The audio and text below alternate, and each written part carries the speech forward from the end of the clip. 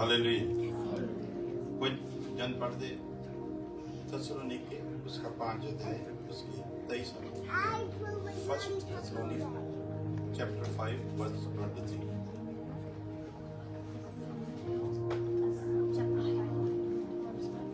शांति का परमेश्वर आपसे तुम्हें पूरी रीति से और तुम्हारी आत्मा और प्राण और देह हमारे यीशु मसीह के आने तक पूरे पूरे और निर्दोष सुरक्षित रहे। हालेलुया।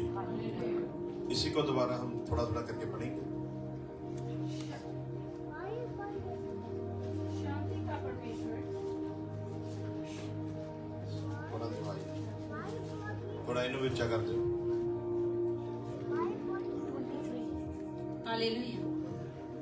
शांति का परमेश्वर आप ही तुम्हें पूरी रीति से पवित्र करे और तुम्हारी आत्मा और प्राण और देह हमारे प्रभु यीशु मसीह के आने तक पूरे पूरे और निर्दोष सुरक्षित रहे।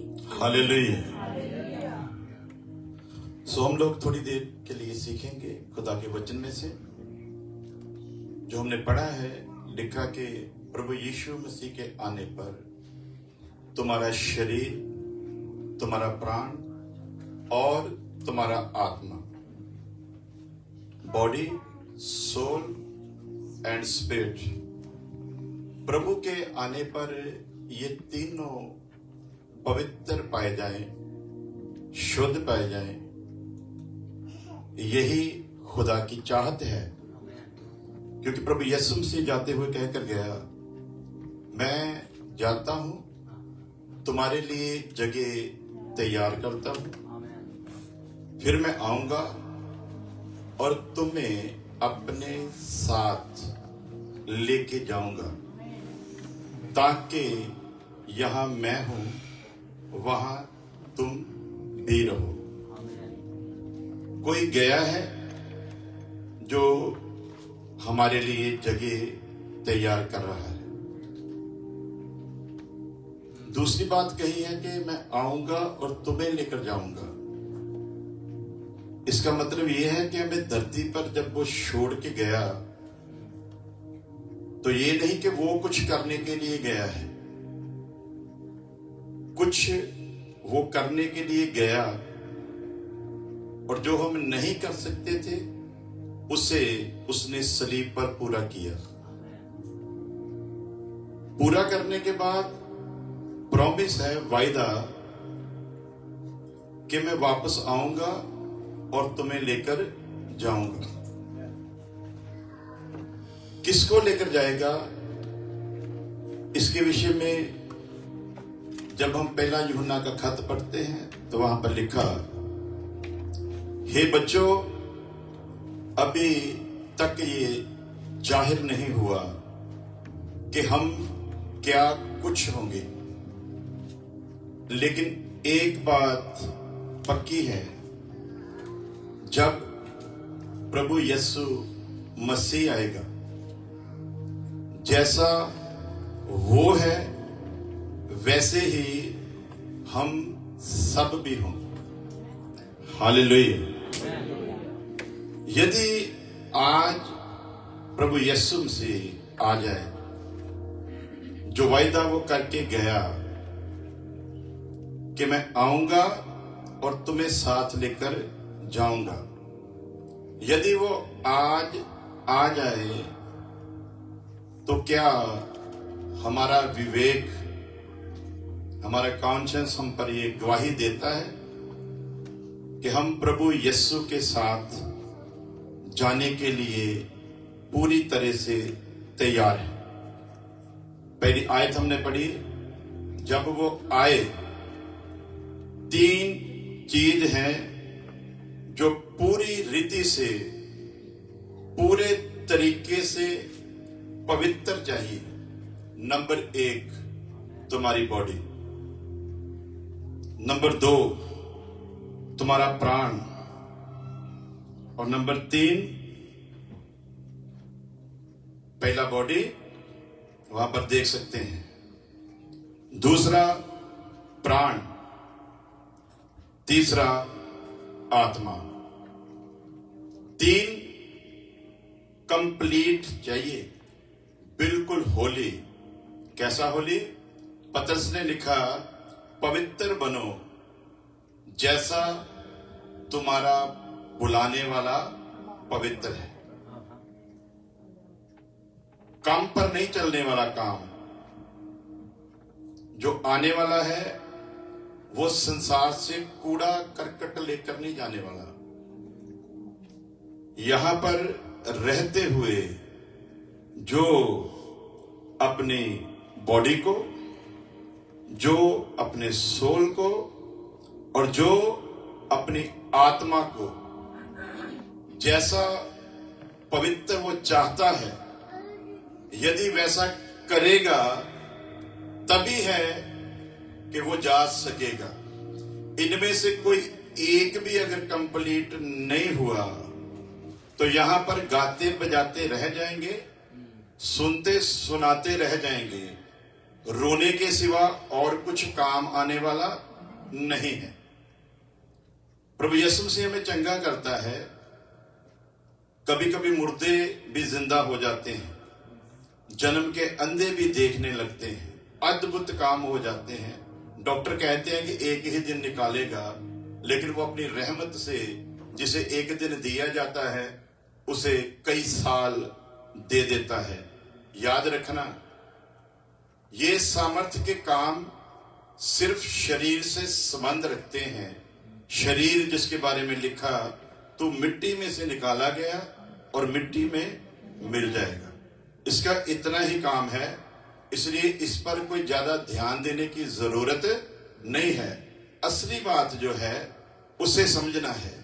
हम लोग खुश हो जाते हैं जब हमारी बीमारी चंगा हुआ तो हम खुश हैं, हमको कोई आशीष बरकत मिल गया, हम खुश हैं। इधर आकर बड़े गर्व से हम गवाही भी दे देते हैं।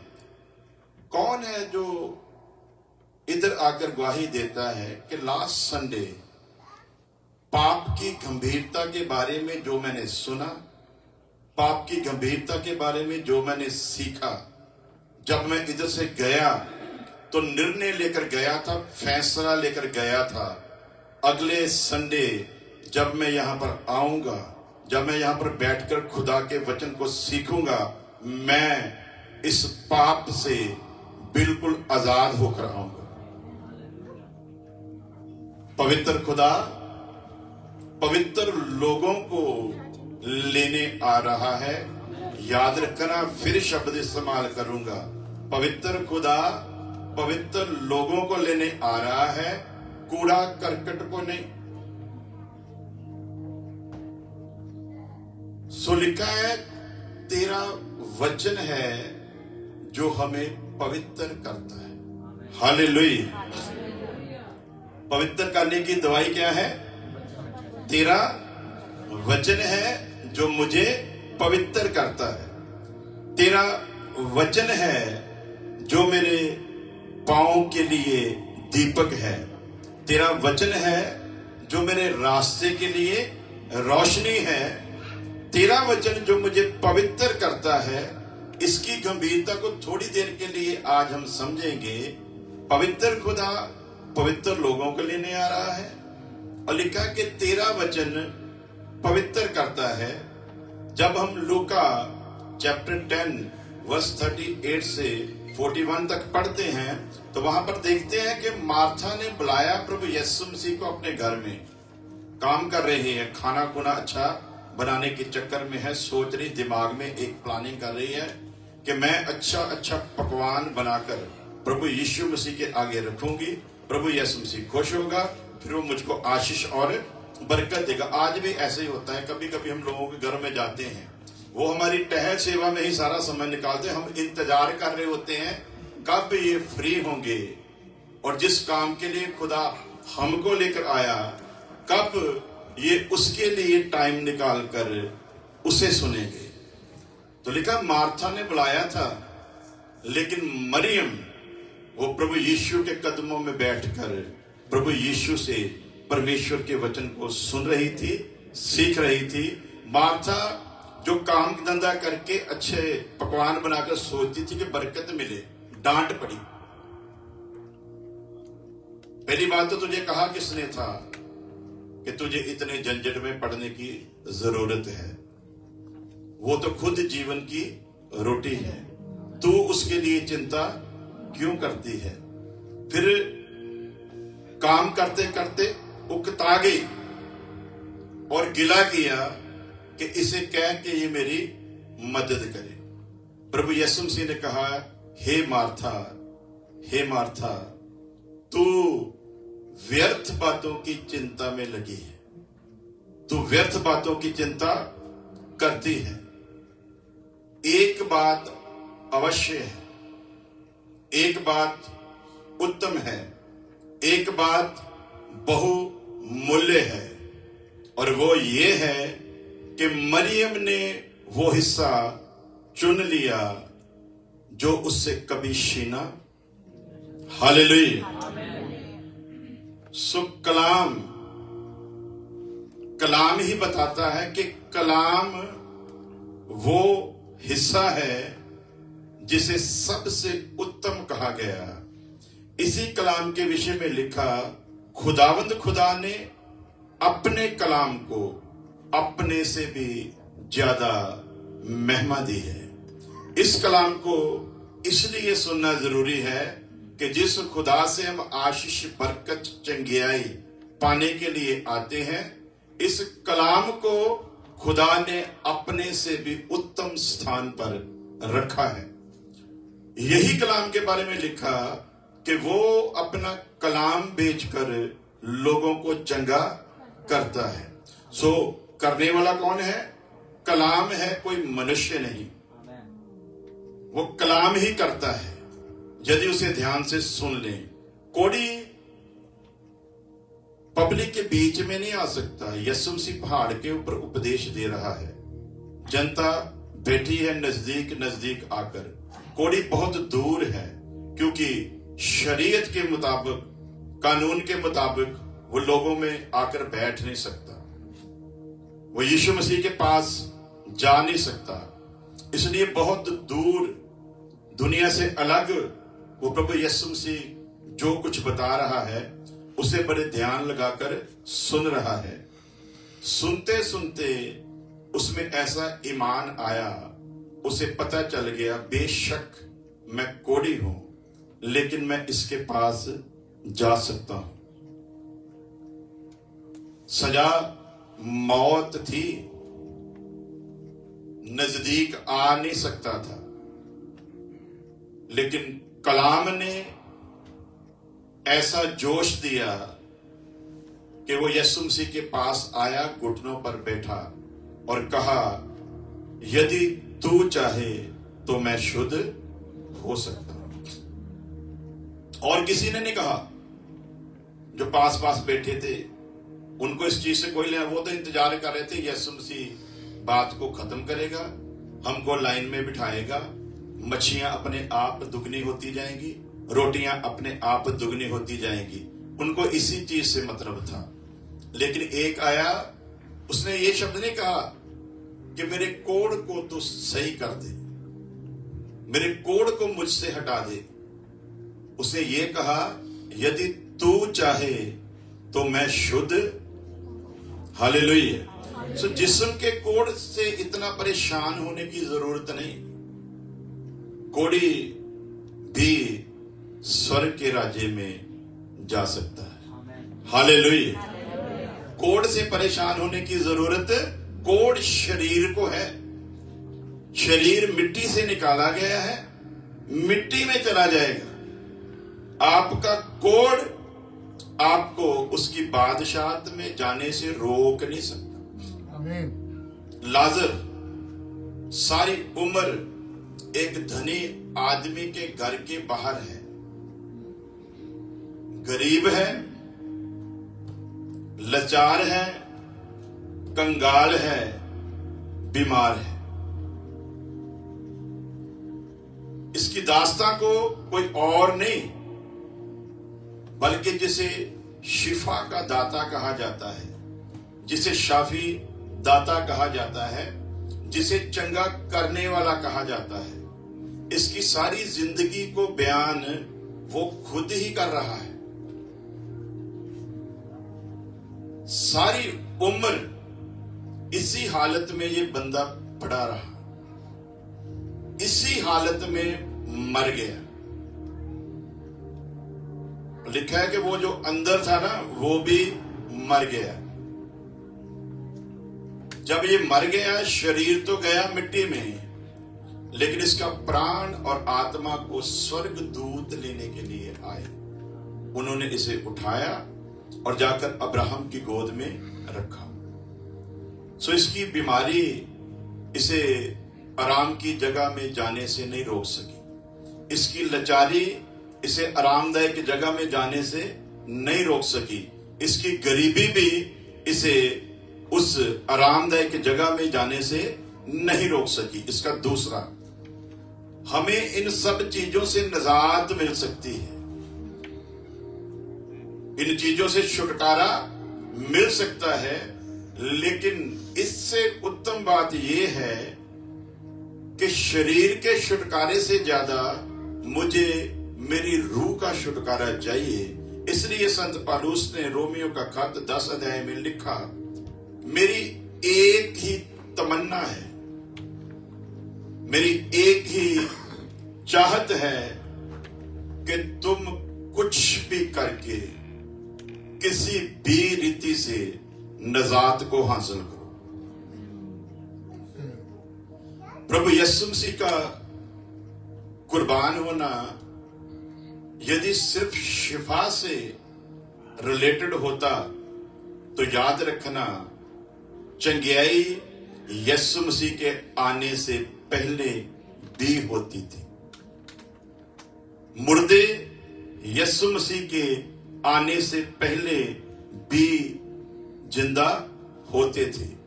अद्भुत काम यीशु मसीह के आने से पहले भी होते थे। और अगर गहराई में जाओ तो यीशु मसीह के 3.5 साल की सेवकाई और उसके बाद प्रेरितों की प्रेरिताई, रसूलों की सेवा और आज तक वो मौजजे, वो अद्भुत काम, वो अचंबे इस कलीसिया में नहीं हुए जो इससे पहले हो चुके हैं। समुंदर 2 हिस्सों में हुआ, कलीसियाई सेवा में नहीं हुआ।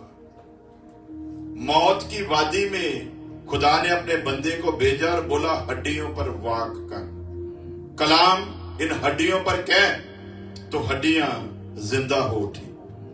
अद्भुत कामों की बात करें तो अजीबो गरीब, कोड़ी उस वक्त भी शुद्ध हुआ था, आराम से आया था, जिसे आज सीरिया कहा जाता है, और वहां से आकर वो खुदा के दास अलीशा के कहे हुए वचन के द्वारा जब उसने वो सब कुछ किया तो कोड़ी उस वक्त भी ठीक हो गया था। सो नए जन्म की परिभाषा हमें बारीकी से समझना है। नया जन्म हमें क्यों मिला है? यदि तो वही सब कुछ रिपीट होना था जो हो रहा है, तो फिर नए जन्म को पाने का अर्थ क्या है? नया जन्म लेना ही क्यों है? क्योंकि जब निकोदेमुस आया यीशु मसीह के पास, बात जब की तो यीशु मसीह ने कहा, जितनी देर तक कोई नए सिरे से ना जन्मे तो स्वर्ग के राज्य को देख नहीं सकता।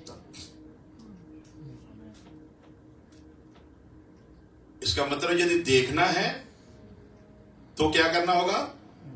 नया जन्म लेना। नया जन्म देखने के लिए है, प्रवेश करने के लिए नहीं। समझेंगे बात को? 3 की 3 और 3 की 5, इन दोनों बातों को तकरीबन 99% प्रचार करते वक्त यही बताया गया है कि दोनों का मतलब एक है। एक नहीं, 2 मैसेज हैं। एक नहीं है, 2 हैं। एक क्या है? जितनी देर तक कोई नए सिरे से ना जन्मे तो उसके राज्य को देख नहीं सकता। फिर उसने एक सवाल किया, अगली बात फिर और दूसरी बात को प्रभु यीशु मसीह ने प्रकट किया। वो क्या थी? यदि कोई पानी और रूह से न जन्मे तो उसके राज्य में प्रवेश नहीं कर सकता। सो दो बातें, यदि देखना है तो नया जन्म चाहिए, यदि प्रवेश करना है पानी और रूह से जन्म लेना होगा। आपको अमेरिका का वीजा मिल जाए, आपको वो बॉर्डर पर ले आए, आपको दूर से देखने वाली वो दूरबीन दे दें और कहें कि इससे जहां तक देख सकता है देख, वो देख ले, बाद में उसको कहो कि जाओ अभी वापस चले जाओ, तो बोलेगा मैं वापस जाने के लिए वीजा लेकर नहीं आया, मैंने प्रवेश करना है। सो नया जन्म मतलब उसके राज्य को देखना है। पानी और रूह से जन्मना मतलब उसके राज्य में प्रवेश करना है। तो हमने फैसला लेना है, हमने कौन सा काम करना है। हमने सिर्फ देखना है या प्रवेश करना है। दो ऑप्शन है हमारे पास, एक देखना, दूसरा उसके भीतर उसके अंदर प्रवेश करना, एंट्री करना। सो एंट्री पर जब हम विचार करते हैं तो इस पर थोड़ा ध्यान देना होगा। हमने बात पहले पढ़ ली है एक, उसके आने पर तुम्हारा शरीर, तुम्हारा प्राण और तुम्हारा आत्मा बिल्कुल निर्दोष और शुद्ध पाए जाएं, उसी को लेने आएगा। इससे कम पर सौदा होने वाला नहीं। शरीर चाहिए पवित्र। कौन कौन सी चीज चाहिए पवित्र?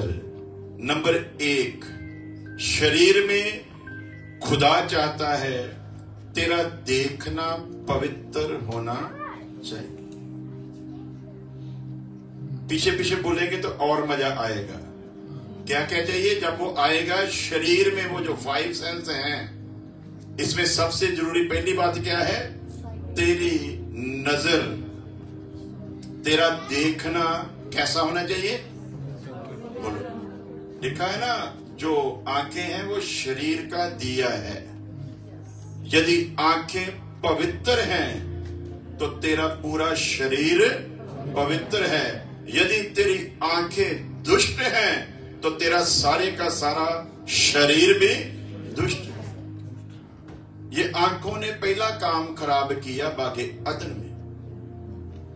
देखते रोज थे, लेकिन जब धोखा देने वाला आया, सवाल किया क्या ये बात सत्य है कि खुदावंद खुदा ने तुम लोगों को बाग के दरख्तों का फल खाने से मना किया? उसने कहा नहीं नहीं, बाकी बाग के सारे दरख्तों से हम खा सकते हैं, किसी पेड़ से कोई मनाही नहीं है।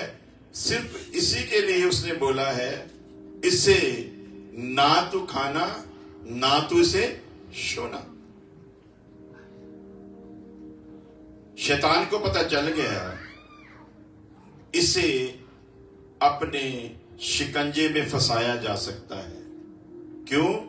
क्योंकि ये खुदा के हुक्म में इजाफा कर रही है, ये खुदा के हुक्म को बढ़ाकर बता रही है।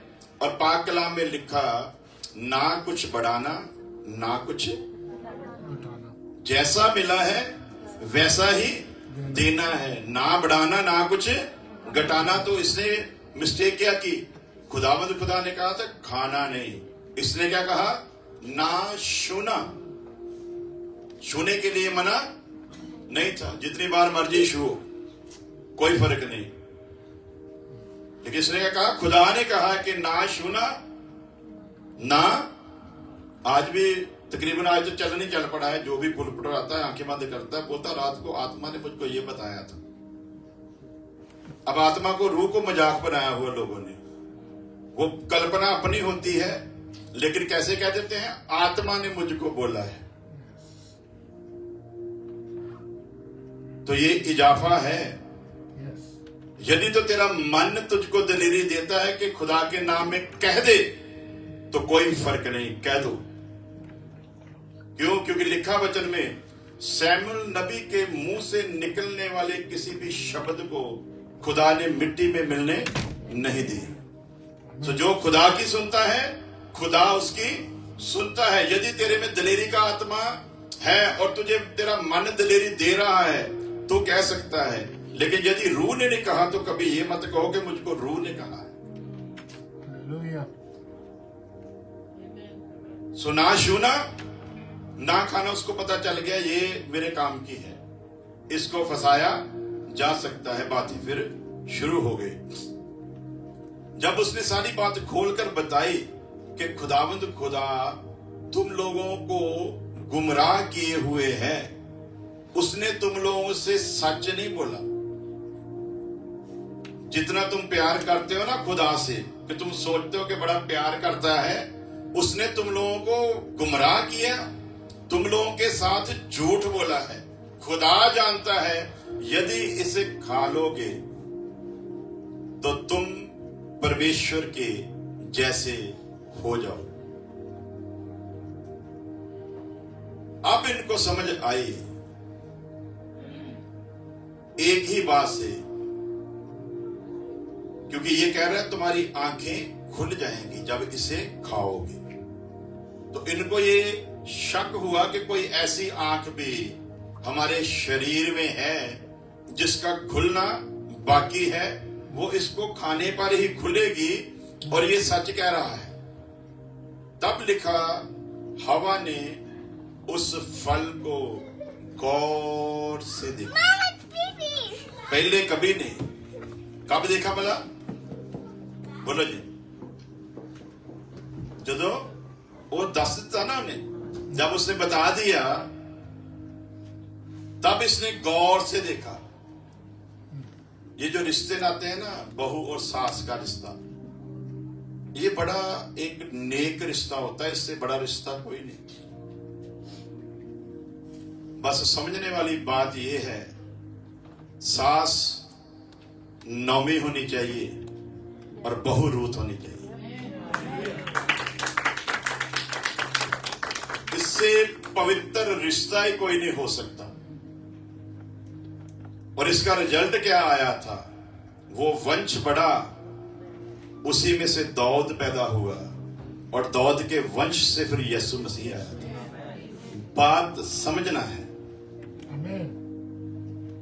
रिश्ता अच्छा होता है, लेकिन संसार में बताया गया है सास कभी मां नहीं बनती और बहू कभी बेटी नहीं। ये बताया गया है, और जेल में फिट हो चुकी है ये बात कि ये तो पॉसिबल हो ही नहीं सकता कि सास मां बन जाए और बेटी बहू बन जाए।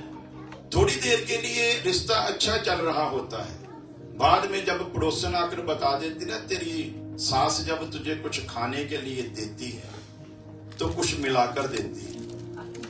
वही सास जिसको 2 महीने तक वो मां की तरह समझती थी, जब इतनी बात दिमाग में किसी ने फिट कर दी, जब वो वापस घर में आएगी ना, उसकी सारी तरफ से नजरें हट जाएंगी और सिर्फ अपनी सास पर ही लगी रहेगी। कब मैं इसे रंगे हाथों पकड़ लूं। एक बुरा विचार आपकी जिंदगी को नष्ट कर देता है। एक ही विचार लेकर आया, खुदा नहीं चाहता तुम उसके समान बनो। इनको लगा इसे खाकर समान बन जाएंगे। गौर से देखा। पहले ये नजरें खुदा को देखती थी, अब ये नजरें खुदा को नहीं, बल्कि वो जो कह गया है और जिसकी तरफ इशारा कर गया है, अब ये नजरें उसी तरफ हैं। लेकिन ये नहीं जानते थे, यदि नजरों के जाल में फंसकर इसे तोड़ लिया तो समझ लेना आंख खुलेगी नहीं, बल्कि उस सर्वशक्तिमान को जिसे रोज देखते हो कभी देखने ना पाओगे। असल था बंद हो जाएगी, लेकिन इनको क्या कहा? खुल जाएंगी। तेरे आने पर तेरा शरीर पवित्र चाहिए। शरीर में नजरें हैं, नजर तेरी कैसी चाहिए? बोलो सारे, कितना कैसी जी? नजरें कैसी चाहिए? जिसने नया जन्म पाया उसकी नजरें पवित्र होनी चाहिए। लिखा खुदा के दास संत पालूस ने तिमोथियस को, जो कलीसिया में छोटी बच्चियां हैं उन्हें तू बच्चियों के समान समझना, जो तेरे बराबर की हैं उन्हें तू बहनों के समान समझना, जो तेरे सामने बुजुर्ग हैं तू उन्हें अपनी माता के समान समझना। तेरी नजर इतनी पवित्र होनी चाहिए। हालेलुया। अगर तेरी नजर में कुछ गड़बड़ हुई, वो जो आने वाला लेने आने वाला है, जिसने कह दिया मेरे आने पर तेरा शरीर पवित्र चाहिए, अगर तेरी नजर में कुछ भी गड़बड़ हुई तो समझ ले तो उसके राज्य में प्रवेश करने ना पाएगा। इसलिए इब्रानियों 12:2 में लिखा है, ईमान के कर्ता और पूरा करने वाले मसीह यस्सु की तरफ देखते रहो। कोई कुछ भी कहे, तेरी नजरें मसीह यस्सु से किसी भी कीमत पर हटनी नहीं चाहिए। क्यों? क्योंकि लोग तो चाहेंगे कि तू सत्य के वचन से भटक जाए, परंतु तू ये गलती बिल्कुल भी मत करना। दूसरी बात है, इसमें लिखा है सूंघना। तो बहुत सारे पाप जो है ना वो तुम्हारे सूंघने से भी होते हैं, यदि विचार करोगे तो तेरा सूंघना भी कैसा होना चाहिए? बोलो सारे, कितना था जी? पड़ोसी के घर में कोई अच्छी महक वाली कोई चीज बनती हो ना, तो पड़ोसी के साथ बोलचाल थोड़ा बहुत अगर हो तो बंदा बहाने दे नाल कोई चीज मंगनी चल जाता भी, आप पूछूगा भी कुछ खाओगे? हाँ जी,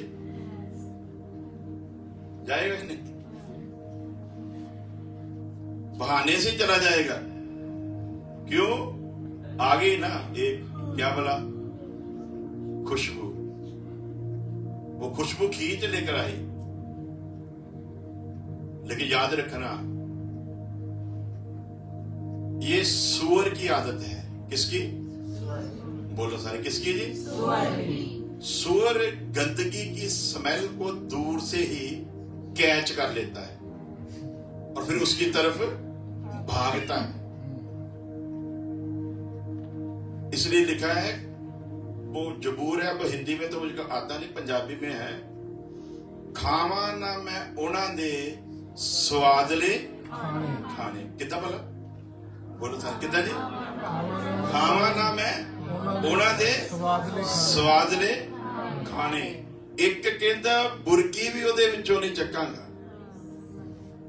किते ऐसा ना होवे कि स्वादले खाणिਆਂ ਦਾ ਮੈਨੂੰ आदत लग जावे ਤੇ ਫਿਰ ਉਸ ਆਦਤ ਨੂੰ ਪੂਰਾ ਕਰਨ ਦੇ ਲਈ मैं गुनाह ਦੇ ਰਸਤੇ ਨੂੰ ਇਖਤਿਆਰ ਕਰਾਂ।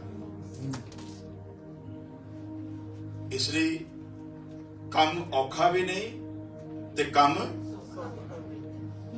मुश्किल भी नहीं है और आसान भी नहीं है, लेकिन ये करना पड़ेगा। इसके बिना काम चलने वाला, इसके बिना काम नहीं चलने वाला। खाना एक ऐसी चीज है, भूख ऐसी खतरनाक है, ईसाऊ को पता नहीं था कि मैं क्या करने लगा। सिर्फ भूख बर्दाश्त नहीं हुई और अपने बड़े होने का हक ही बेच दिया था। और आज तो जिस तरफ देखो आपको ईसाऊ ही मिलेगा। वो तो उसने तो एक बार गलती की, वो एक ही था। आज यही भूख अगर इसके ऊपर देखोगे तो हर मनुष्य में आपको वो ईसाऊ ही नजर आएगा, क्योंकि इंसान इतना स्वार्थी, इतना लालची, और इतना बेगैरत बन चुका है कि ये चाहतों के लिए अपने आप को भी बेचने के लिए तैयार हो सकता है। तो एक खाने ने उसकी जिंदगी को बर्बाद कर दिया। अगर भूख सह लेता तो ईसाऊ का किरदार ही कुछ और होता। आमीन। वही चेक करने के लिए पूरे ठहराए हुए समय पर शैतान यीशु मसीह के पास आया। 40 दिन 40 रात से कुछ नहीं खाया और आकर कहता है, कह दे पत्थरों से रोटी बन जाए। लिखा है, क्या किया बोला? लिखा है हो जाएगा। और यीशु मसीह कह भी देता, हो भी जाना था। लेकिन यीशु मसीह ने कहा नहीं, बल्कि उसके ऊपर खुदा की रूहानी, खुदा की स्पिरिचुअल योजना को बताया। क्या कहा? मनुष्य केवल रोटी ही से जिंदा। ईसाऊ अगर भूख का मारा मर जाता तो याकूब को कोई याद ना करता। याकूब का चैप्टर वहीं पे खत्म हो जाता। अगर वो याकूब को कह देता, तू खाना दे चाहे ना दे, जो अधिकार मेरे पिता ने मुझे देकर इस जहान में भेजा है उसे मैं खाने के लिए बेच सकता नहीं। हीरो बन जाना था, स्टार। लेकिन इतना किया नहीं। यहां पर कुर्बानी देने का समय था, वहां पर कुर्बानी नहीं दिया। और बाइबल में फिर देखते हैं कि उसका जो हाल है वो कैसा बेहाल हुआ। तीसरी बात, सूंघना चखना, ये दोनों सिमिलर ही हैं, एक दूसरे से मैचिंग करते हैं। लेकिन जो एक खींच कर ले जाती है और एक भूख को मिटाने के लिए पेशकारी को सिद्ध करती है। और चौथी बात है सुनना। तो खुदा ने ये कान दिए हैं, लेकिन साथ में आजाद मर्जी भी दी है। तेरी मर्जी है तू मेरी सुन, तेरी मर्जी तू मेरी ना सुन। तेरी मर्जी तू औरों की सुन, लेकिन ध्यान रखना मेरी सुनेगा तो जिंदगी पाएगा। अगर मेरे उलट सुनेगा तो मौत मिलेगी। और याद रखना, मैं यहोवा परमेश्वर नहीं चाहता कि कोई नाश हो। मैं नहीं चाहता। पर ध्यान रखना, यदि पाप करेगा, तेरा पाप तुझे नरक की आग में लेकर जाएगा, मैं नहीं।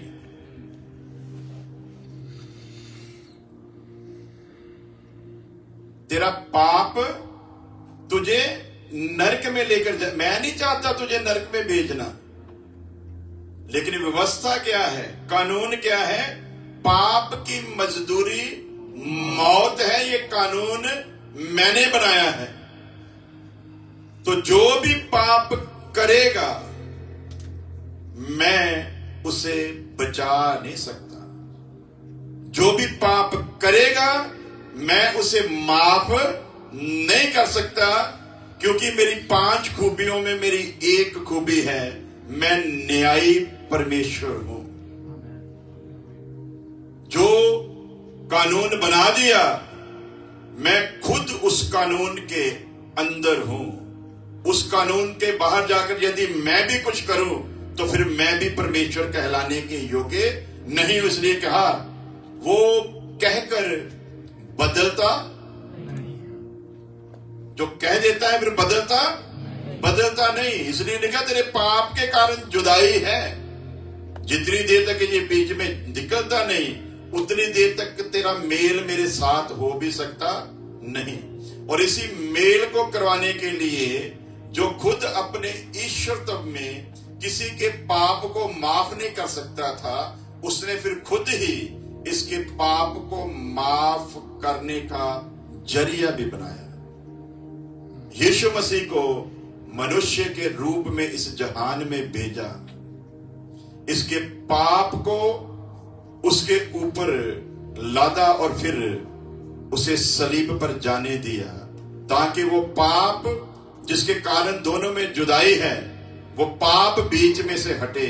और उस पाप को हटाने के लिए वचन बताता है वो सारे का सारा पाप, संसार का सारा गुनाह यीशु मसीह अपनी सलीब पर लेकर, अपने शरीर पर लेकर सलीब पर चढ़ गए। सो कीमत बड़ी खतरनाक दी गई।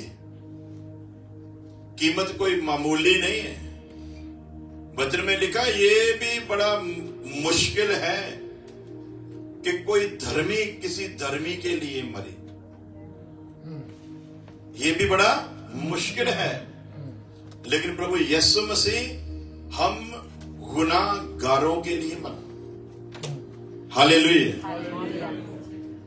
धर्मी के लिए मरना मुश्किल है, परंतु यीशु मसीह हम गुनाहगारों के लिए मरा। और फिर खूबसूरत लाइन लिखी है, तुम दाम देकर खरीदे गए हो। कैसे जी? बोल सकते कितना बोला? तुम्हारी कीमत दी गई है, तुम कीमत देकर खरीदे गए हो।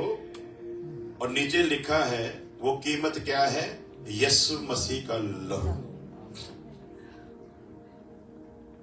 और जब कोई खरीद ले, इस पानी की बोतल को मैंने खरीदा, मान ले मैंने खरीदा नहीं, इन्होंने दी है, समझाने के लिए बता रहा हूं, क्योंकि बाद में बोलेंगे कि पास्टर झूठ बोल गया, बोतल तो हमने दी थी, उसने कहा खरीदा। तो उन्होंने खरीदा है, मैंने नहीं, लेकिन अब उन्होंने मुझे दे दी है, अब ये मेरी है, इस पर मेरा पूरा इख्तियार है। इसे मैं पीऊं, इसे मैं गिरा दूं, इसे मैं फेंक दूं, जब पूरा जीवन अपने पास रखूं, इससे कोई तकलीफ नहीं होनी चाहिए, क्योंकि ये मेरी हो चुकी है। और मेरा ये हक है कि मुझे इसके साथ कैसा बर्ताव करना है।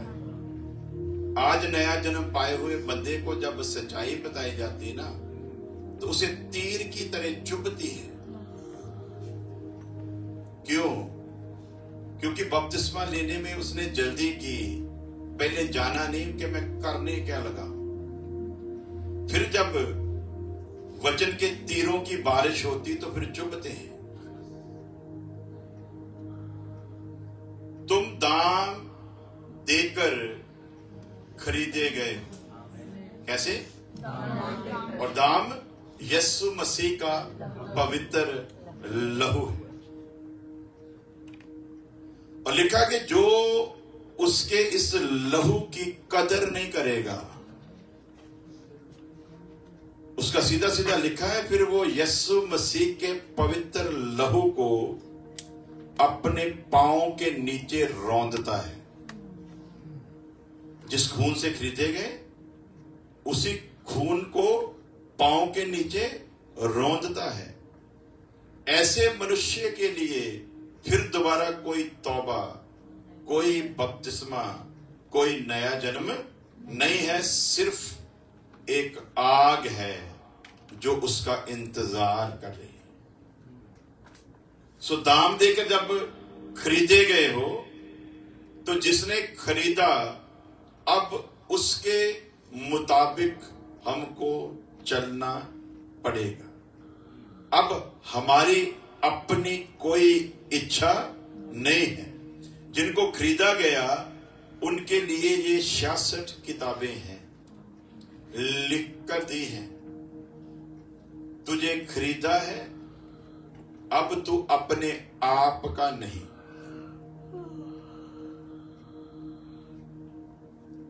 तो सानू की क्या देते भला? मसीह ने हमें आजाद किया है।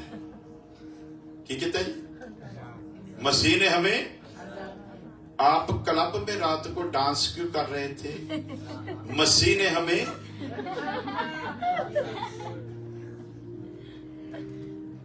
आप शराब क्यों पी रहे थे? मसीह ने हमें, आपने अश्लील कपड़े क्यों पहने हुए थे? मसीह ने हमें परमेश्वर की गैरत इतनी थी कि जब पाप ने उनको नंगा किया, मतलब तो ये था कि कोड़े मार मार के इसी नंगेपन की हालत में बागे अदन से बाहर निकालना चाहिए था। लेकिन खुदावंद खुदा को पता था, इसे मैंने अपने स्वरूप, अपनी समानता में बनाया है। पूरे यूनिवर्सल में इससे उत्तम कोई बनाया ही नहीं गया। जो मेरी लाइकनेस, जो मेरी इमेज पर पैदा हुआ, अब वो ऐसे नंगा चले, ये मुझे गवारा। और इसके नंगेपन को ढांपने के लिए खुदा ने किसी जानवर का कत्ल किया, चमड़े के वस्त्र पहनाकर इसे बाहर निकाला, ताकि ये अपने नंगेपन को दुनिया के सामने ना लेकर जाए। जिस शरीर को खुदा ने ढांप दिया, अब ये पाप का गुलाम उसी शरीर की नुमाइश करने में लगा हुआ है। बातें चुभती हैं, और मेरी आदत है, जितना चुभेगी उतने ही पवित्र होते जाओगे। आमीन। जितनी चुभेगी उतना ही महिमा पाने के योग्य होते जाओगे।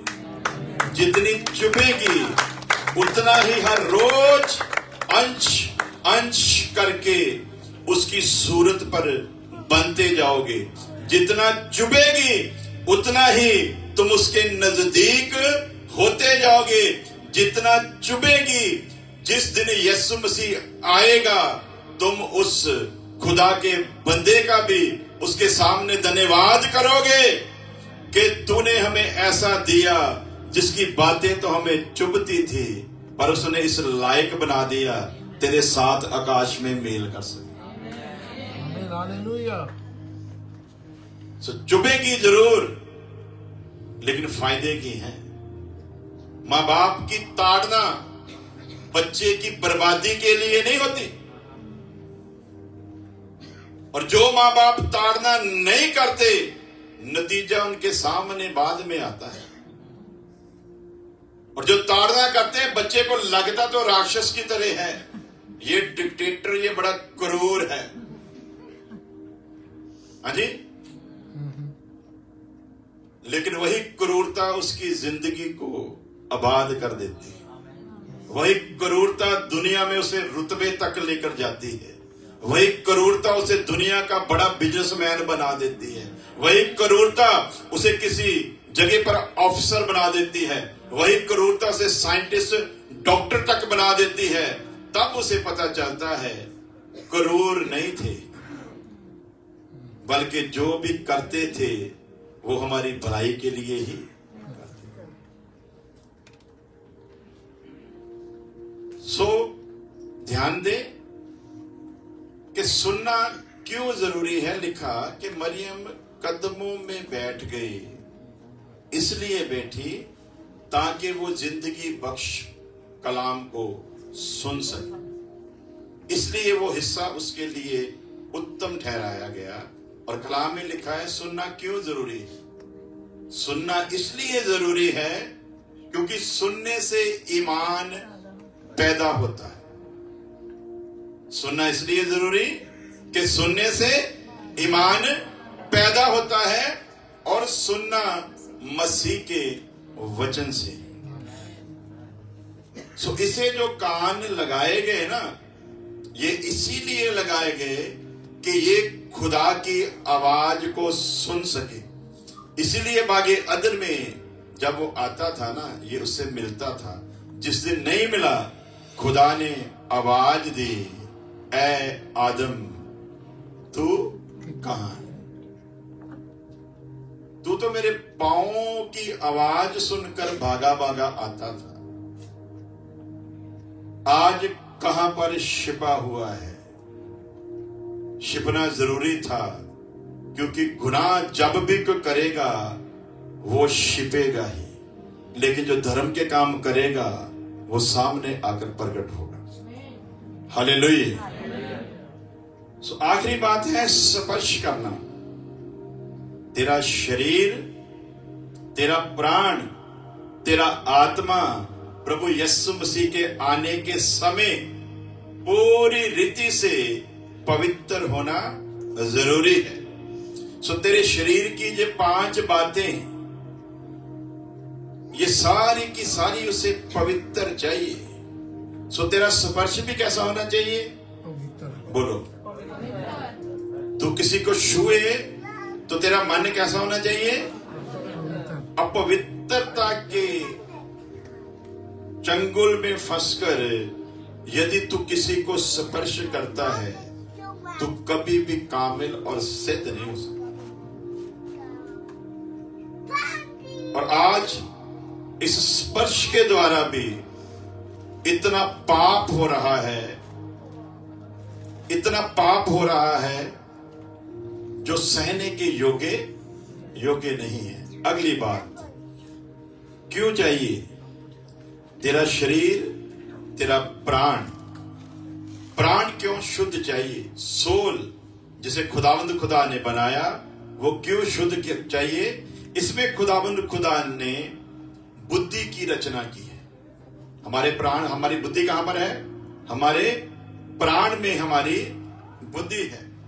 हमारे प्राण में हमारी भावना है और हमारे प्राण में ही उसने हमें आजाद मर्जी दी है। जो बुद्धि उसने दी है, हम उसे किस तरीके से और किस के लिए इस्तेमाल करते हैं। इसलिए वचन में लिखा, उसने संसार के ज्ञान को मूर्खता ठहराया। क्यों? क्योंकि संसार का ज्ञान खुदा के हमेशा खिलाफ जाता है, इसलिए खुदा ने उसे मूर्ख ठहराया। साइंटिस्ट कहता है ना, मैं दिखाता हूं आपको एक तस्वीर। साइंटिस्ट का कहना है कि जो ये बंदा बना ना, ये बंदर से पैदा हुआ है। कैसे जी?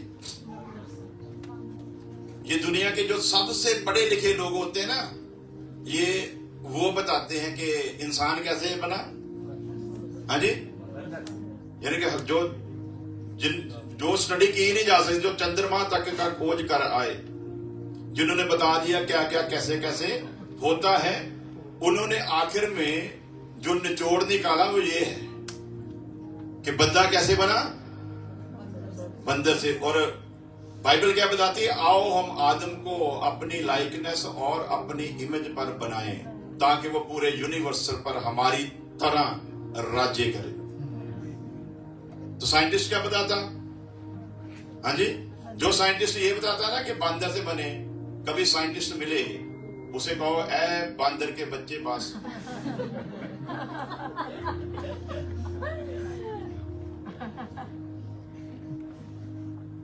हाँ जी। और यदि बन रहे थे बंदर से, अचानक कैसे रुक गए? हाँ जी, ये तो मान लेते हैं, चलो तुम्हारी ही मान लेते हैं, फिर अचानक रुक क्यों गए? तो फिर जवाब देना क्या होता है? मुश्किल। ज्ञानवान है ना। एक दिन मैंने किसी से पूछा, मैंने बोला जी वे जो श्री रामचंद्र ने जो श्रीलंका पर हमला किया था, तो लिखा वानरों की सेना, वानर मतलब बांदरों की सेना, तो उसमें वो सुखबीर और वो एक बाली और सुग्रीव भी थे। तो मैंने बोला ये एक बात समझ नहीं आई, ये लोग बांदर थे, इनकी पत्नियां जो थी वो औरतें थी।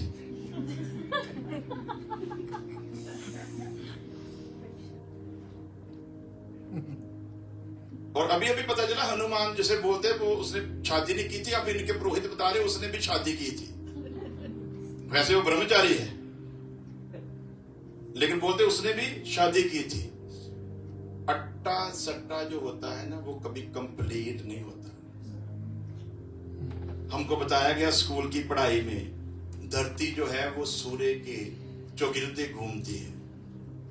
हम कभी कभी सोचते थे सुबह उठते हैं दरवाजा तो उसी तरफ है, धरती घूमती है तो फिर कुछ ना कुछ तो चेंज होना चाहिए। तो हजम तो नहीं होती थी बात, लेकिन फिर सोचते चलो ऐसे पढ़े लिखों ने बताया है तो शायद ऐसा ही होगा। अब वही साइंटिस्ट जो बताते थे ना कि धरती सूरज के चुगिर्दे घूमती है, जब उन्होंने इसे पढ़ा, जो कंप्लीट ज्ञान है, जब इसे पढ़ा फिर उनको पता चला धरती जो है वो सूर्य के चुगिर्दे नहीं घूमती, बल्कि सूरज अपनी जगह से जब उदय होता है तो 12 हिस्सों में से गुजरता हुआ वो फिर अपने स्थान पर पहुंचता है। इसमें अजूब ने और दाऊद ने हजारों साल पहले बता दिया था कि ये सारे का सारा सिस्टम क्या है। अब साइंटिस्ट मानने लगे हैं धरती नहीं घूमती बल्कि सूरज घूमता है। सो कहने का मतलब बुद्धि की रचना की उसने हमारे प्राण में, और जब बुद्धि की रचना की है तो इस बुद्धि को हम कैसे इस्तेमाल करते हैं, इस बुद्धि को खुदा की मुखालफत में नहीं बल्कि खुदा के हक में इस्तेमाल करना है। और जब हम खुदा के हक में करेंगे, खुदा वो भेद जो यीशु मसीह में छुपा कर रखे हैं, यीशु मसीह के द्वारा हम पर वो सारे के सारे भेद प्रकट कर देगा, अट्टा सट्टा नहीं। तो बोलते तुम्हारे में भी ऐसे ही अट्टे सट्टे लगाते हैं लोग। तो किसी ने पूछा कैसे, तो कोई प्रचार कर रहा था बंदा मुखालफत में कि जब लाल समुंदर से इस्राएली निकले तो वो जैसे बोलते हैं कि बहुत बड़ा समुंदर था तो खुदा ने 2 हिस्से कर दिया, ऐसा कुछ भी हुआ नहीं था। बोलते वहां पर तो घुटनों घुटनों तक पानी था। मुखालफत कर रहे कि घुटनों घुटनों तक पानी था, वो लोग ऐसे ही निकल गए थे। बाद में वो समुद्र बढ़ता बढ़ता आज वो गहराई तक चला गया। उस वक्त इतना ही था। कोई 80 साल की बुढ़िया सुन रही थी वो पढ़े लिखे का ज्ञान, तो उसने जोर से हालेलुया बोला। तो उसने बोला मैं तो आप लोगों की तालीम के उलट बात कर रहा हूं और तुम हालेलुया कह रहे हो। उसने कहा बिल्कुल, अब तो और ज्यादा जोर से हालेलुया कहने की जरूरत है। क्यों?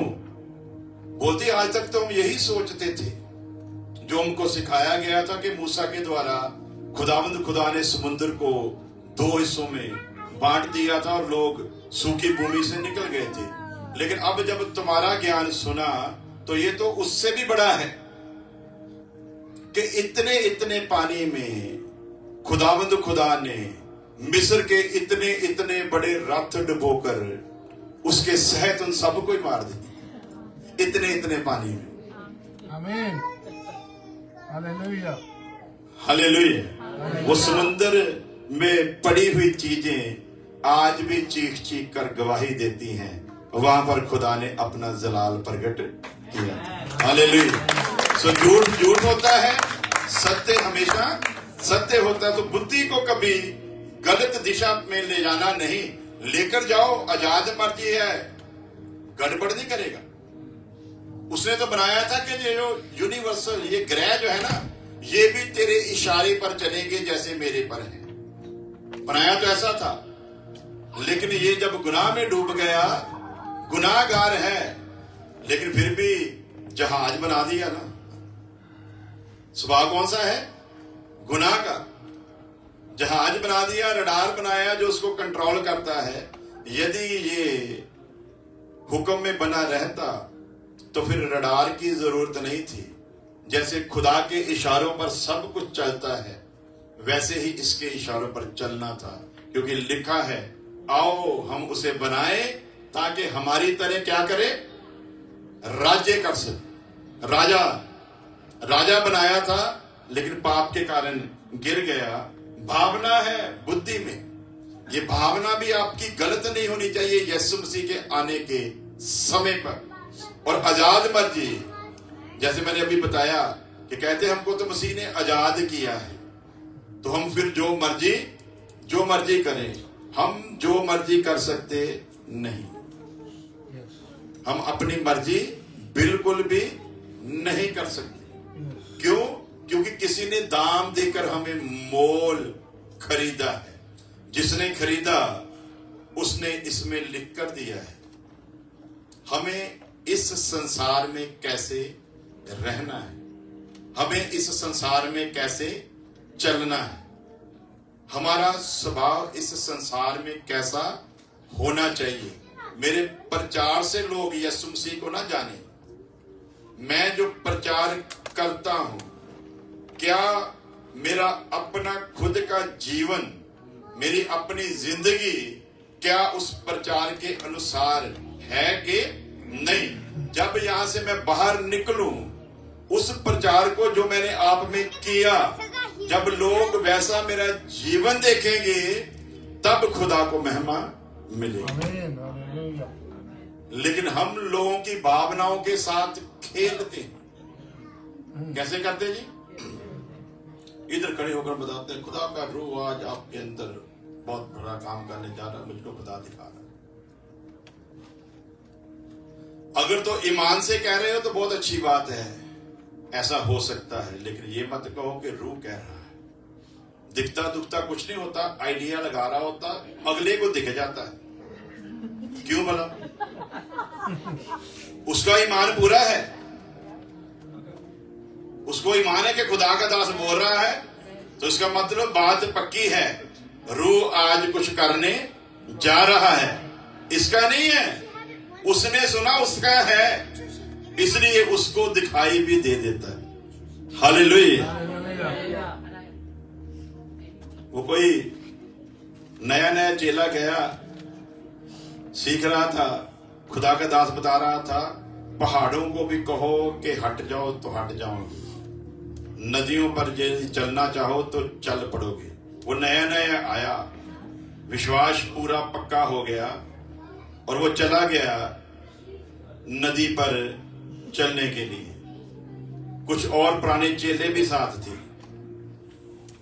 तो उसने बोला आओ चले नदी के उस पार। बोलते किश्ती की इंतजार करते हैं। बोलता जरूरत नहीं। कहते क्यों? उसने कहा आज ही तो सुबह सुना है कि यदि ईमान रखो तो पानियों पर भी चल सकते हो। वो बोलते ये सुनने कहने की बातें होती, करना नहीं है।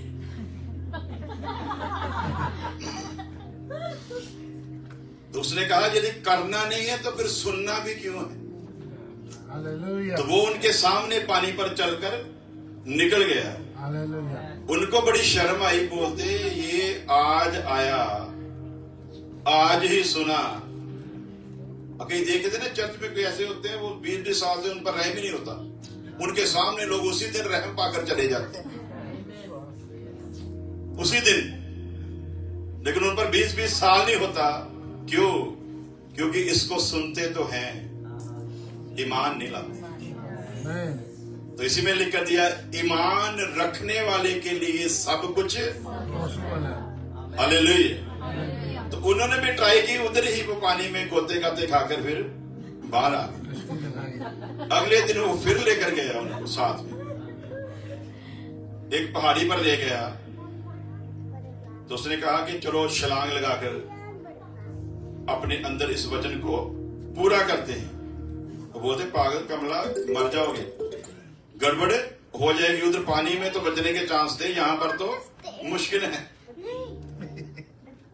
उसने कहा नहीं, वचन में खुदा ने जो वायदा किया है वो अटल है, गलत हो सकता नहीं। उसने छलांग लगा दी, उसको कुछ नहीं हुआ। इन्होंने भी अंदर थोड़ा विश्वास उसको देखकर जागा, तो एक और लगाने लगा, दूसरे ने बाजू पकड़ लिया। बोलता इधर नहीं, वो जो छोटी वाली है वहां पर ट्राई करते हैं, Hallelujah. यहां पर बचने का तो कोई चांस होना चाहिए। तो छोटी छोटी पर भी किसी का पांव टूट गया, किसी की टांग, किसी का घुटना टूट गया, तो सभी चेले जा रहे हैं अब उस्ताद के पास। तो उस्ताद देख रहा है, गए तो अच्छे वाले थे, तो इनको हुआ क्या? तो उन्होंने वो दोनों बातें बता दी, पानी वाली भी और पहाड़ वाली भी। उस्ताद का जो सीना था वो एकदम चौड़ा हो गया कि मुझसे किसी ने सुना, इतना बड़ा किया। उसने कहा आओ चलते हैं, मैं तुम लोगों को पानी के उस पार लेकर जाऊंगा। तो अब शागिर्द पीछे पीछे, उस्ताद आगे आगे। अब जैसे ही उस्ताद ने पांव रखा पानी के ऊपर, उस्ताद भी अंदर। शागिर्द बड़े हैरान परेशान, बड़ी मुश्किल से बाहर आया, शर्मिंदगी से आंखें झुकी हुई हैं। वो जो नया आया था उसके पांव पकड़ लिए और कहने लगा, मैं तो सारी जिंदगी कहता रहा परंतु ईमान नहीं था। धन्य है तेरा ईमान जिसने सुना, ईमान किया और वैसा ही पाया। हालेलुया। सो भावना के साथ खेलना, खुदा के दास को भावना के साथ खेलने के लिए नहीं खड़ा किया।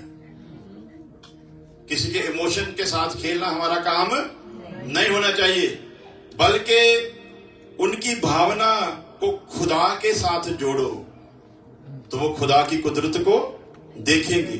आजाद मर्जी। तीसरी बात, इसके अंदर खुदावंद खुदा ने विवेक की रचना की, जिसके द्वारा खुदावंद खुदा अपनी बात इसके पास पहुंचाता है। जब कुछ लिखत नहीं थी, कुछ भी नहीं था, कोई शरीयत कोई शरा नहीं थी, उस वक्त जब खुदावंद खुदा इनके साथ बात करता था, इनके विवेक के द्वारा खुदा अपने पैगाम को पहुंचाता था। दूसरे शब्दों में कह सकते हैं कि पहली जो लिखत है वो इंसान के विवेक में खुदावंद खुदा ने लिखी थी। दूसरी फिर पत्थर की पट्टियों के ऊपर लिखेगी। ऐसे ही देखते देखते फिर ये विषय और है, उस तरफ मैं जाना नहीं चाहूंगा।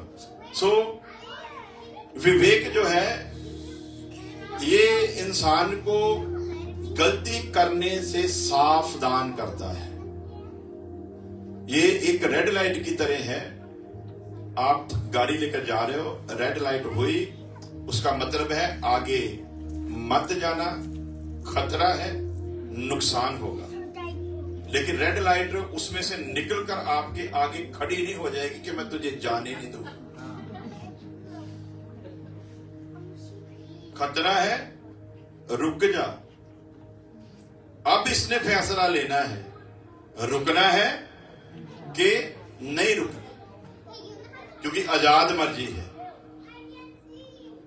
ये पहली बार जब क्रॉस कर जाता ना रेड लाइट को, काफी दूर तक इसकी दिल की धड़कन जो है वो तेज हुई होती है। बैक मिरर में देखता है कोई पीछे आ तो नहीं रहा। दूसरी बार करता है, धड़कन थोड़ी कम होती है। 3-4 बार करता, फिर इसके लिए रेगुलर हो जाता है। पापी का भी सेम स्वभाव है। जब पहली बार करता है दिल कांप उठता है, क्योंकि विवेक दोषी ठहराता है। एक समय ऐसा आता है ये विवेक की सुनना बिल्कुल बंद कर देता है। फिर हमारे उर्दू पंजाबी में कहते हैं, अब ये ऐसा बन गया है कि इसका जमीर मर चुका है। अब क्या सही है क्या गलत है, इसको इस चीज से कुछ लेना देना नहीं है। अब इसे समझाया जा सकता नहीं। और लिखा है बाइबल में, उनका विवेक गर्म लोहे से दागा गया है। अब ये परमेश्वर की बातों को कभी भी समझ सकते नहीं और ना उन पर चल सकते हैं। तो विवेक भी उसके आने पर कैसा चाहिए? शुद्ध चाहिए, जो खुदावंद खुदा की सुनता। उसके बाद है अंतर ज्ञान, जिसके द्वारा हम परमेश्वर से संपर्क करते हैं। हमारी जो भक्ति है, भक्ति भी इस वचन के अनुसार जो लिखा है वैसे ही होनी चाहिए। तीसरी बात है संगति। हम लोग संगति कैसे करते हैं, किस नियत से करते हैं? संगति क्या इसलिए करते हैं कि खुदा की आदत को जाने, खुदा की आदत को पहचाने और खुदा के साथ अपने रिश्ते को मजबूत करें? या संगति सिर्फ इसलिए करते हैं कि हमारी बीमारियां हमसे जाती रहें, हमारी कमजोरियां हमसे जाती रहें, आशीषें बरकतें हमको मिलती रहें? यदि इस रीति से हम खुदा के साथ संगति करते हैं जमीन पर तो ईमान के द्वारा ये सब कुछ मिल जाएगा, क्योंकि वो कहकर बदलता, ईमान से जो मांगोगे तुम्हारे लिए हो जाएगा। सो ईमान के द्वारा ये सब कुछ मिल जाएगा, लेकिन याद रखना, ईमान के द्वारा संसार की हर शय मिल सकती, परंतु नजात नहीं। नजात पानी है तो याकूब ने कहा है, तू यदि विश्वास पर घमंड करता है कि तुझे बड़ा विश्वास है, तो बोलता मैं तेरी आंखें खोल दूं। तुझसे ज्यादा विश्वास दुष्ट आत्मे करते हैं, तुझसे ज्यादा विश्वास भूत प्रेत करते हैं और कांपते हैं। सिर्फ विश्वास ही नहीं करते तेरी तरह, उनको परमेश्वर का पूरा भय है, पूरा खौफ है उन पर, इतना विश्वास करते हैं। लेकिन तेरा विश्वास किसी काम का नहीं यदि उसके अनुसार तेरे काम नहीं। तो विश्वास द्वारा सब कुछ पा सकते हो, लेकिन यदि निजात पानी है तो फिर वैसे ही करना पड़ेगा जैसा काम उसने करने के लिए कहा। एक आखिरी बात करते हैं, फिर उसके बाद दुआ करते हैं। सो ये तीनों चीजें उसने बनाई, और फिर जब तीनों चीजें बनाई तो लिखा इसके नथनों में उसने जीवन का श्वास डाला और ये जीवता प्राणी हो गया। यहां पर क्या है, इसके पास बॉडी है। फिर खुदा ने इसके अंदर सोल की रचना की। फिर खुदा ने इसके अंदर, जिसे मनुष्य का आत्मा कहा जाता है, उस आत्मा की रचना की। जब इसके नथनों में श्वास डाला तो परमेश्वर की लाइकनेस और इमेज ने इसके भीतर प्रवेश किया, और ये वैसा ही जलाल से भरा हुआ था। इसको कपड़ों की जरूरत नहीं थी, परमेश्वर की महिमा ने इसे ढांप कर रखा हुआ था। हुक्म को तोड़ दिया, परमेश्वर ने अपना स्वरूप और समानता को हटाया। पाप ने इसके अंदर अपना घर बनाया। पाप आया, पाप साथ में मौत को लेकर आया, और यीशु मसीह ने कहा, मैं इसलिए आया हूं कि तुम जिंदगी पाओ और बहुतायत से पाओ। तो पाप की मजदूरी मौत। जहां पाप है वहां पर वो नहीं रहता।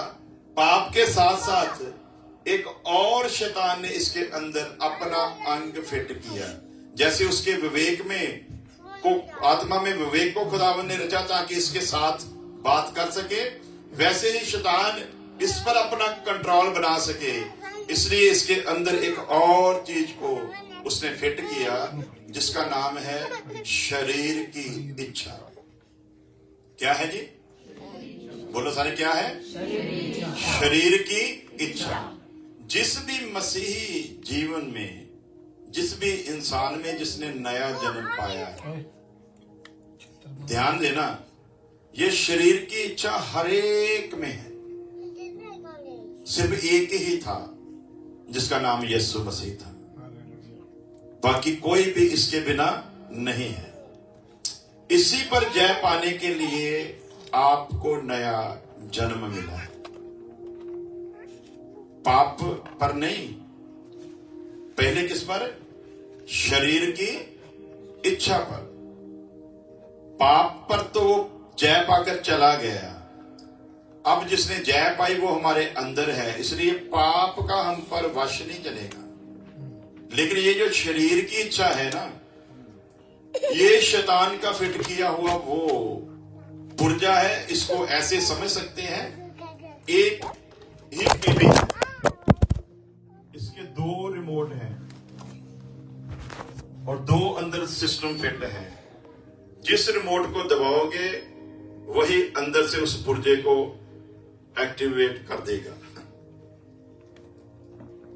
तो शैतान का हर कोशिश यही है, उसको पता था कि पाप को तो प्रभु यीशु मसीह आएगा, मिटा देगा, फिर मेरा कंट्रोल इस पर कैसे रहेगा। तो वो शरीर की इच्छा को फिर इसके अंदर उसने फिट किया। और जब इसने नया जन्म पाया, खुदा ने पाप तो हटा दिए, पवित्र आत्मा कलाम का बीज लेकर इसके अंदर आया।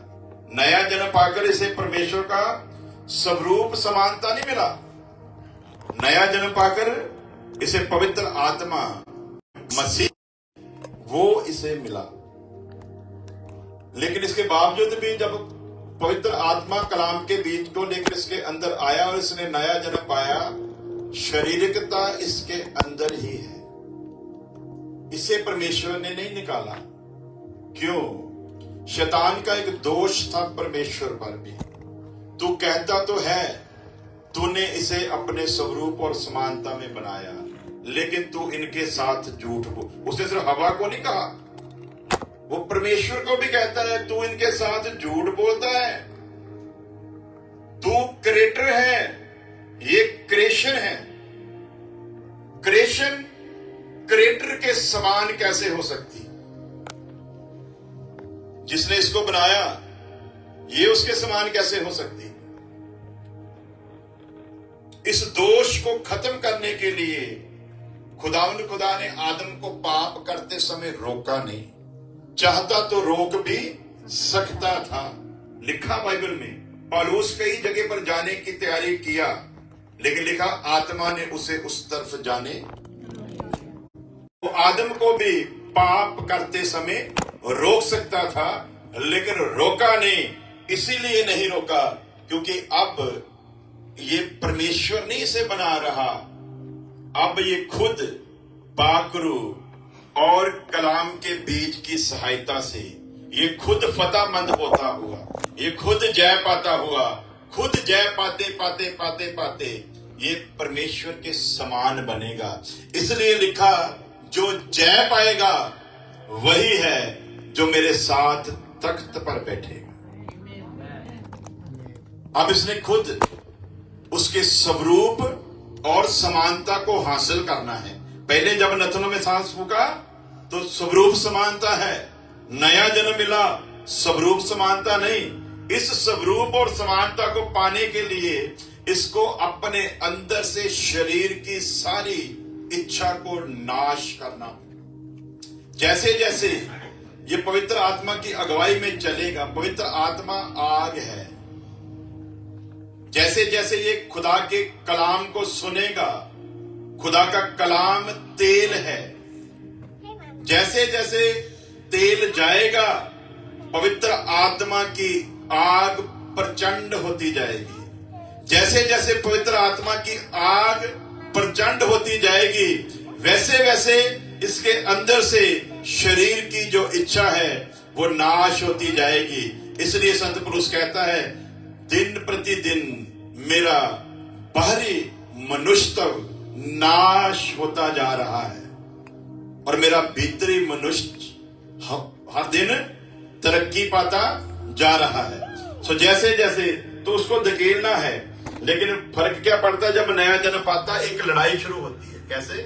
लिखा शरीर रूह के खिलाफ और रूह शरीर के खिलाफ।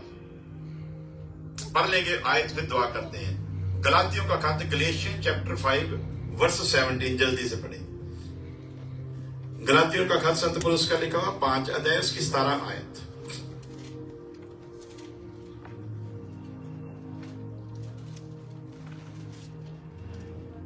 जी पढ़िए जल्दी।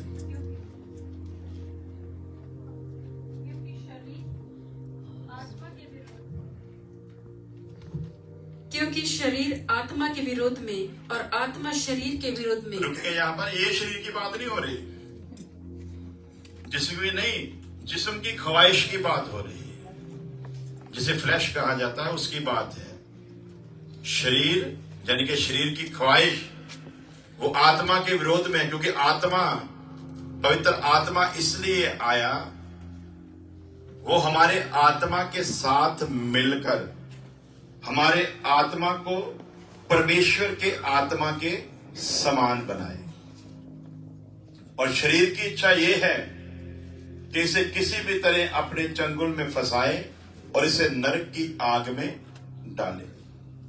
इसलिए लड़ाई शुरू हो जाती है नया जन्म पाने पर। ये लड़ाई लड़नी है। इसलिए इफ्सियों में लिखा उसके सारे अस्त्र शस्त्र पहन लो। अब योद्धा आपको बनना है, लड़ाई आपकी है। तो हम लोग भजन ये गाते रहते हैं, जंग जिन्हां दी लड़दा यहोवा ओ जंग कदे गीत ही गलत गाए जाने हैं। यदि जंग उसने लड़नी तो फिर हमें सिपाही बनाने की जरूरत है क्या थी? फिर हमारा काम क्या? वो लड़ाई जो उसकी थी वो लड़ गया, वो हम नहीं लड़ सकते थे। लेकिन अब लड़ाई किसकी है? अब लड़ाई तो हमारी है।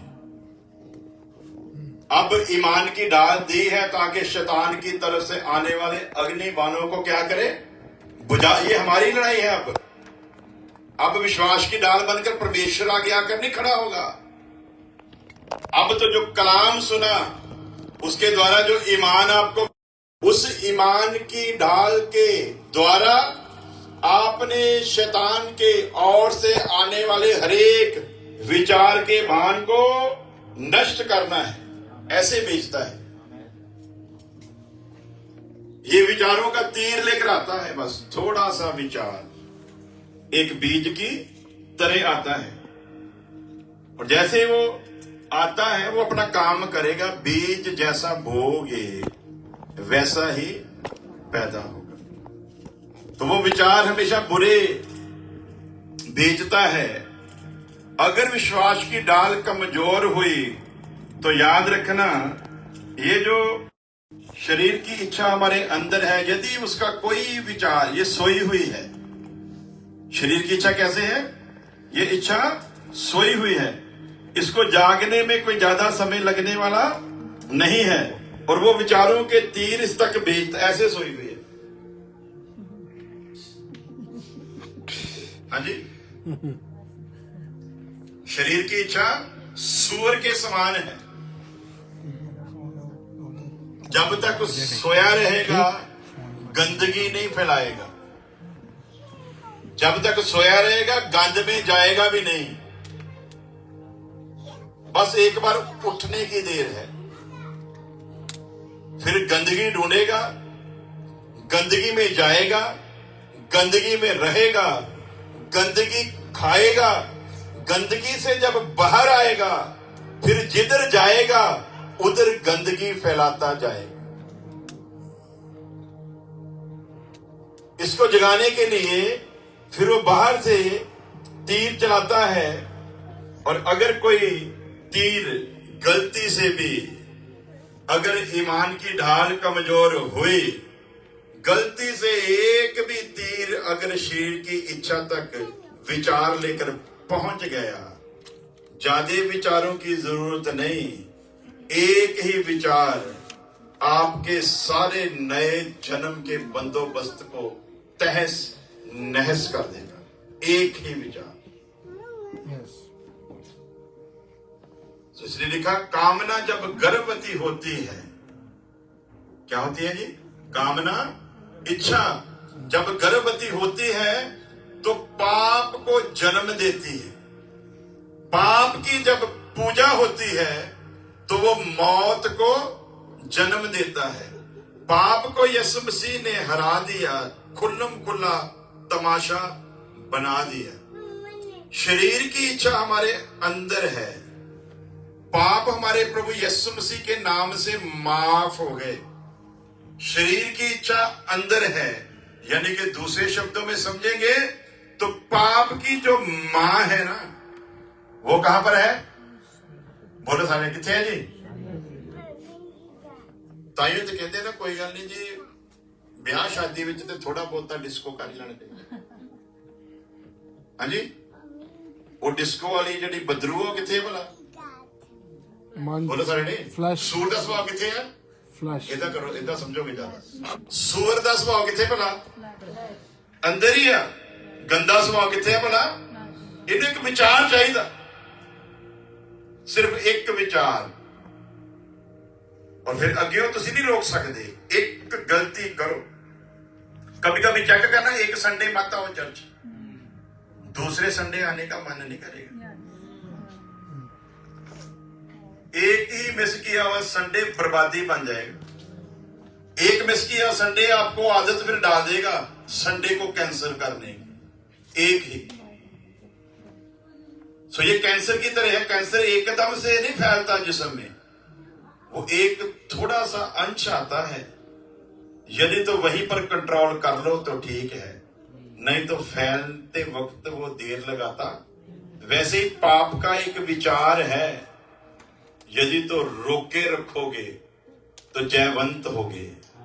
यदि कहीं विश्वास की ढाल को भेद कर आ गया तो समझ लो उल्टी गिनती शुरू है। लेकिन पवित्र आत्मा जो अनुग्रह का आत्मा है वो हमें सिखाता है कि जब हम गलती करते हैं नया जन्म पाने के बाद भी, तो रूह उदास होता है। क्या होता है जी?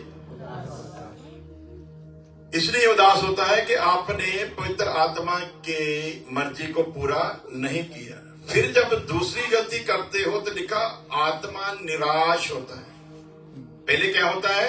उदास। फिर क्या होता है?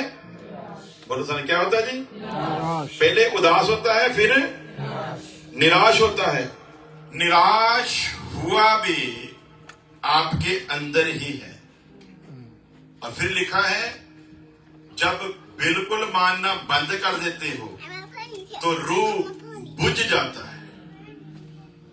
अभी भी बुझा हुआ अंदर है, इंतजार में है, ऐ मेरे बेटे, ऐ मेरी बेटी लौट। कहीं ऐसा ना हो जैसे ये पवित्र आत्मा कलाम के बीज को लेकर तेरे भीतर आया और तूने नया जन्म पाया। कहीं ऐसा ना हो जैसे वो लेकर आया था वैसे ही वो तेरे बीच में से लेकर निकल जाए। एक बार निकल गया तो वचन बताता है दोबारा कोई तौबा नहीं, कोई बपतिस्मा नहीं, कोई नया जन्म नहीं। उसके निकलने का सीधा सीधा अर्थ ये है, एक औरत गर्भवती है जिसने बच्चे को जन्म देना है। किसी गलती से वो बच्चा नाश हो गया। अब जब वो बच्चा पेट से निकाल दिया गया, अब कोई तकनीक नहीं कि दोबारा उसको जीवन दे सके। यदि तो अभी सांसें चल रही हैं तो कुछ उम्मीद है, लेकिन सांसें बंद हो गई तो फिर कोई उम्मीद नहीं।